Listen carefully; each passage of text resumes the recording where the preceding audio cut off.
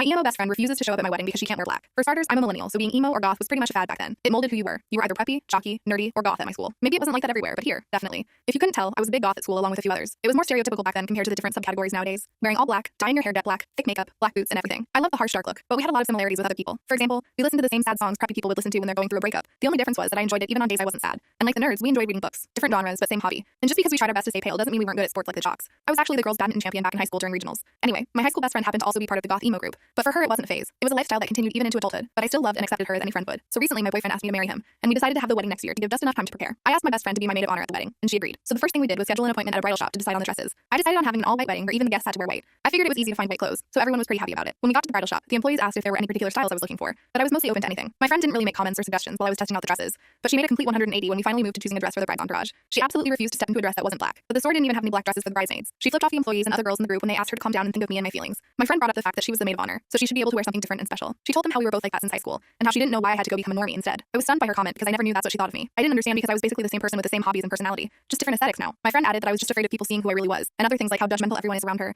and she couldn't believe I became like them. Through all my rage and frustration, I told her to leave the store if she wasn't going to be helpful. Honestly, I was already stressed with the planning, and it sucks that I have to deal with drama too. My friend flipped me off and walked out of the store. Later that day, I left her a text saying that if she really is against the one color I chose that everyone is required to wear, it would be best if she didn't go to the wedding. I added that I would hate it if my best friend since high school wasn't there, but I don't want to make her do anything that would upset her. It's been a week and she hasn't responded, and I'm second guessing myself. Was I too harsh? Was I wrong? Would it be so bad having her wear black after all?